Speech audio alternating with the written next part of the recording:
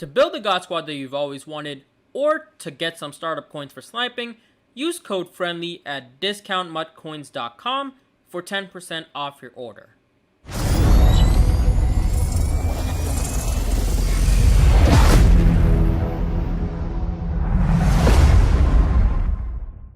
What's up YouTube? I'm back with another video for you guys. Today, we're going to be talking about how people are making so many coins off of power-ups, how I'm making coins off of power-ups. This isn't a very new method, but this year, it's changed a little bit, but I'll talk all about that. First off, do hit that sub button if you haven't already. We're closing in on 5K. We're only like 100, 120 off, so maybe we could hit it today, maybe we could hit it tomorrow. But yeah, if you haven't already, do hit the sub button. Also, turn on those post notifications. I'm trying to upload at least 2 to 3 times a day. Sometimes I might do more, but more than likely it's just going to be around 2 to 3. I'm going to stick to at least 2 for as long as I can. And then 3, I'm going to try to do that most days. But I've already uploaded 2 videos. If you haven't already, go ahead and check those out. Both of them are pack openings. This one, like I said, we're going to talk about some coin making methods with power-ups. So, this morning, with heavyweights out, 8 heavyweights came out, so the 8 power-ups for those heavyweights go up in price right away. So, before we even get into how you could do this, I just wanted to give you guys a quick example of what I'm talking about. So, let me go on newest, and you can see right here, this Patrick Ricard, I picked up 3 of these last night for 50 or 5,000, close to 5,500. Picked up the James Devlin because I was like, maybe it's this, who knows, but ended up picking this up, and it ended up working out because when the cards dropped this morning, when the heavyweights dropped this morning, I sold, let me go on newest real quick, I sold, where are they? Right here. This one ended up didn't selling the first time, but these 2, you can see, sold for 23 and 22, ended up making what? Like a free 40, 50,000 off of these 3 cards that I picked up in about a minute last night. I just went on fullback and picked up 3 cards. So there's actually 2 ways to you making coins with power-ups. One of them is just investing and hoping you get lucky enough that you're right. Some of them you do have to be smart enough, or you can take an educated guess, but sometimes you're just blindly just taking a guess because there's literally no clues or nothing that you could go off of. And then the second method is actually having Twitter, going and following Mutt Leaks, and having their post notifications on.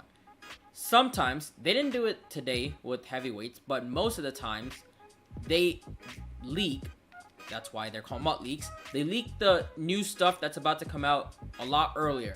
Like, they leaked the Superstar stuff on Monday, I believe. I think it was Monday morning. They leaked all the Superstar stuff that's probably going to be coming out tomorrow. So, when that leak came out, all the cards went up in price. You guys probably realized it if some of you don't have Twitter, but you did see, like, if you went and looked at OBJ, I think he jumped from like 30 to 40,000 to 50, 60,000, and now he's sticking at about 50,000. And then the other cards like Luke Kuechly, Todd Gurley, they went up a lot too, but then of course they started dropping again because, you know, they always go up right away, but then usually end up dropping too.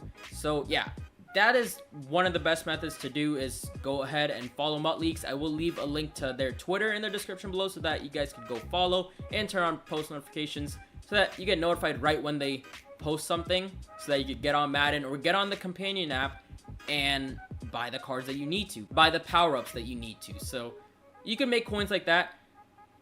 One thing that I have to say right away, always sell on the hype. Never wait. Always sell right when something is leaked. Sell at that moment. You can see I just had a couple of cards selling, but always sell on the hype. Like when OBJ got announced, he was selling for about 40,000. People were picking up for 40,000, but they were selling them right away for 60,000, 70,000, and people were actually buying it because some people, they either want to have it or some people just think that they could make even more. But that's not the case. The hype lasts for like 5-10 minutes and you have to take advantage of it right away.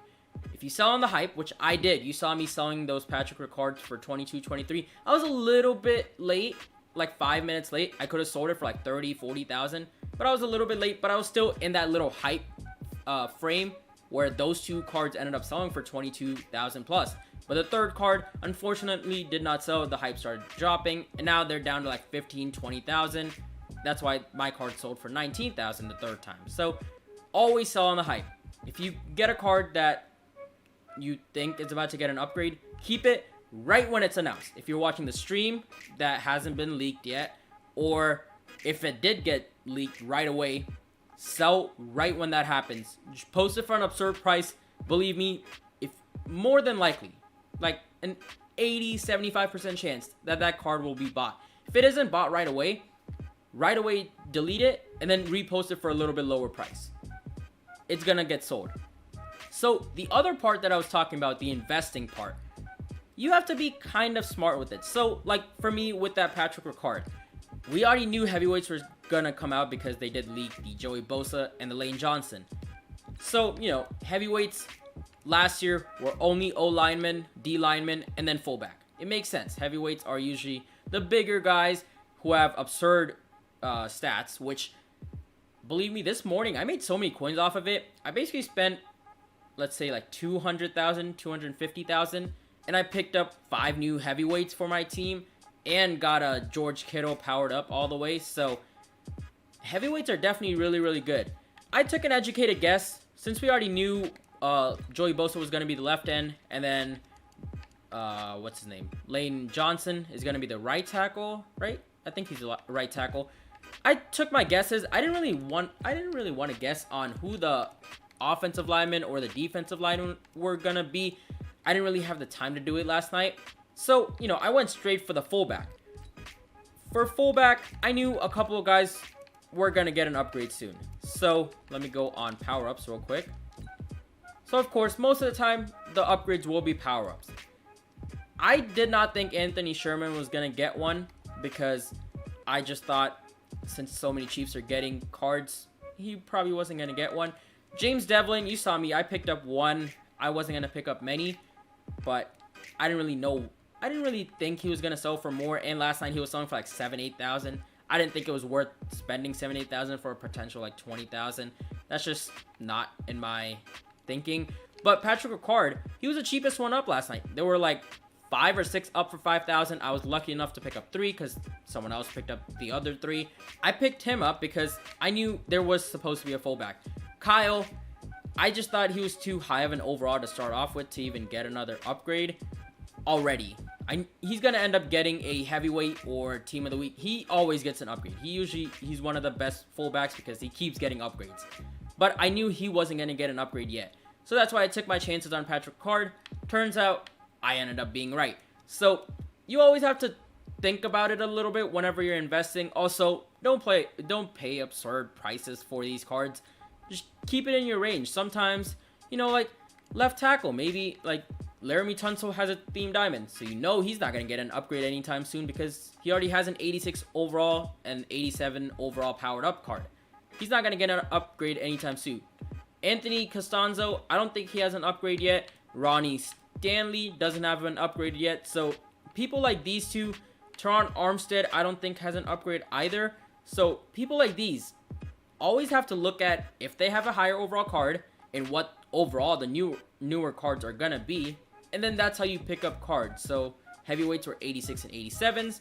So you knew if there's cards that already have an 86 or an 87 overall, there's no way they could even get a upgrade. So Laramie Tunsil was right away out of the picture. Alejandro Villanueva could have been a good potential buy. Andrew Whitworth doesn't have an upgrade either, so he could have been a potential buy, but I believe his card is an 85 overall, so it wouldn't really make sense. David Bakhtiari, not Brian Bulaga. He's too high of an overall. Trent Williams, all these are too high of an overall to be getting an upgrade right away. They'll probably get it down the line when heavyweights are like 89, 90 overall. That's when they'll probably get upgrades, unless they get an upgrade somewhere in the middle in like a team of the week or other promos that do come out. Maybe someone just ends up getting a flashback card. So you got to think about it. Always look on Muhead if they have a new card. Always see what the new cards overalls are. So that's basically all I needed to say. People are making so many coins off of these power-ups. They always do. I made a ton of coins last year investing in these power-ups.